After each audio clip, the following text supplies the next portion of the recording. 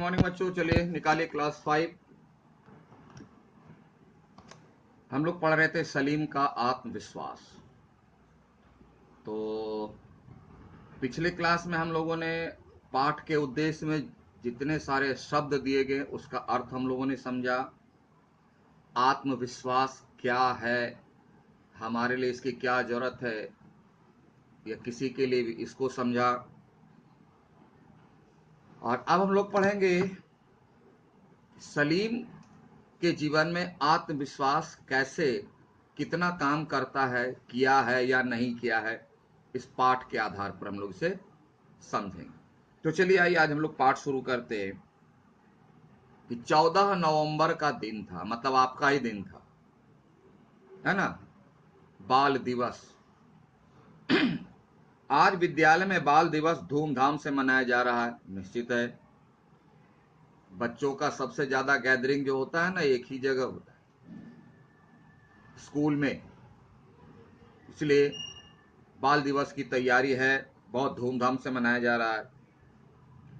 सभी बच्चे बहुत खुश थे, स्वाभाविक है।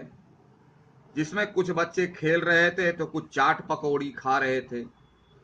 आज तो कोई कुछ बोलने वाला है नहीं, खा लो जितना बाहर का खाना है, चाट पकौड़ी पकौड़ा, पुचका, जो भी खाना है खा लीजिए, आज आपका दिन है। तो कुछ झूले झूल रहे थे, कुछ झूले का आनंद ले रहे थे। अंकित भी आज बहुत खुश था। अंकित एक बच्चा है, वह भी बहुत खुश था आज कि आज उसका दिन है। सबके नाम पर तो जयंती मनाई जाती है, पर्व त्योहार मनाया जाता है, बच्चों के नाम पर कुछ नहीं। तो चलिए, एक बाल दिवस है, इसलिए सभी बच्चे में अंकित भी बहुत खुश था। तभी पूरी छुट्टी की घंटी बजी। पूरी छुट्टी मतलब स्कूल छुट्टी, है ना, लास्ट पीरियड के बाद जो घर जाने के लिए छुट्टी बचती, ब्रेक वाला नहीं, उसी बोलते हैं पूरी छुट्टी की घंटी बजी और सब बच्चे अपने अपने घर जाने लगे।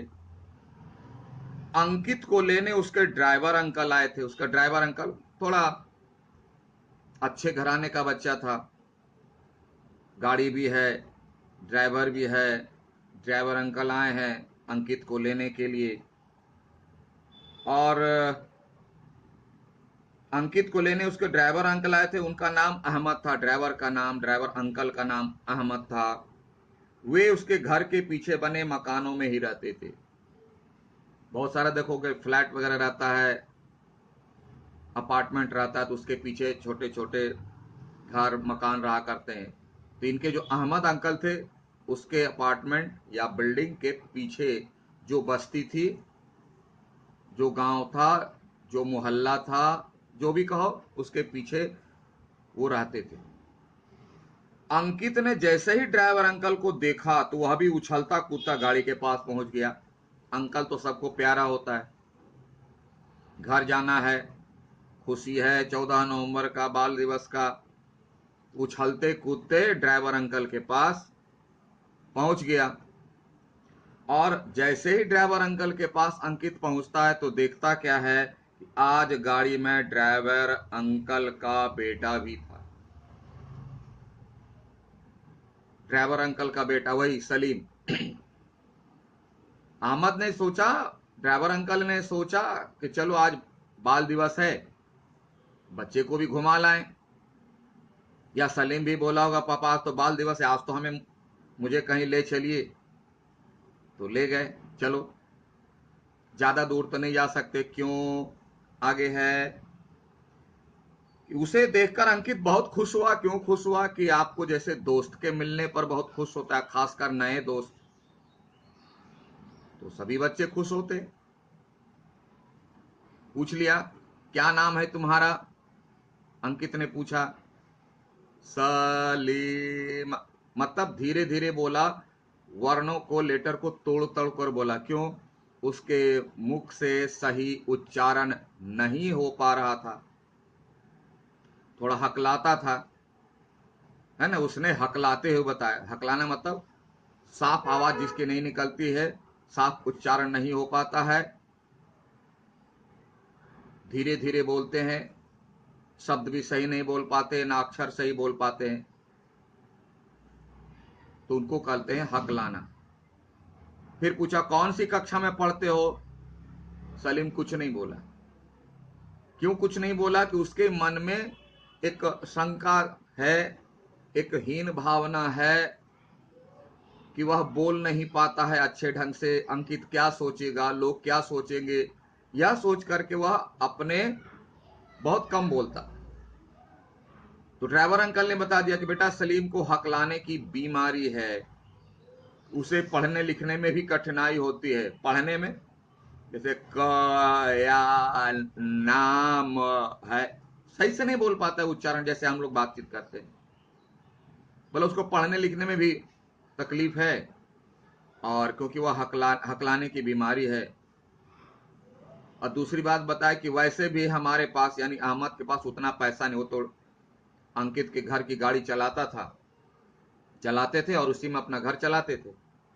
बोला हमारे पास इतना पैसा नहीं है कि हम इसकी पढ़ाई पर खर्च कर सकें, पढ़ाई में तो बहुत खर्च होता है, उतना पैसा मेरे पास है नहीं।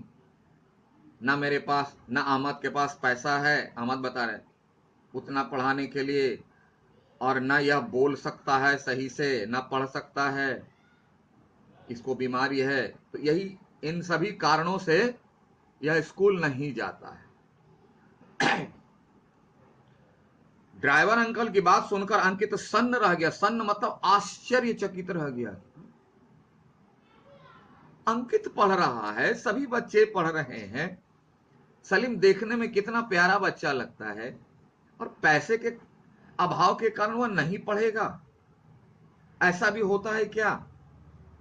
अंकित सोचने लगा। और अंकित बोला, नहीं अंकल, ऐसी बात नहीं है। ये जो आपने कारण बताया, पैसे का नहीं होना, हकलाने की बीमारी होना, या ठीक से पढ़ नहीं सकता, बोल नहीं सकता, इसके कारण जो है सलीम नहीं पढ़ रहा ना। यह यानी सलीम पढ़ सकता है कब? तो कहा सलीम को हमारे प्रेम और सहारे की जरूरत है। प्रेम और सहारा क्या होता है हम पूछ सकते हैं, इसलिए कान खोल के सुनिए। प्रेम क्या करता है? वह मन के अंदर की ताकत को बढ़ाता है। हमारे पास दो चीज है, शरीर और मन, दिल और दिमाग। तो प्रेम करता है कि वो मन की ताकत को बहुत बढ़ाता है, और इतना बढ़ाता है कि उस ताकत के सामने कोई टिक ही नहीं सकता है। और सहारा मतलब शारीरिक, फिजिकल, शरीर को हिम्मत देता है। यानी वह बोल नहीं पाता है, तो सबसे बड़ी ताकत होती है आत्मा की, जिसको कहा गया आत्मविश्वास। पहले हम लोग चर्चा कर चुके। मन के हारे हार है, मन के जीते जीत। अगर मन हार गए तो हार गए, मन जीता है सब कुछ जीत लेंगे। ये प्रेम करता है। देखो छोटा बच्चा अंकित को कितना नॉलेज है, कितनी बड़ी बात कहता है कि इसे प्रेम की जरूरत है, यानी इसके अंदर की ताकत कम पड़ गई है, जिसे प्रेम से बढ़ाया जा सकता है आराम से। और सहारा, जो बोलने में हकलाने वाली बात है, उसको भी हिम्मत से ठीक किया जा सकता है।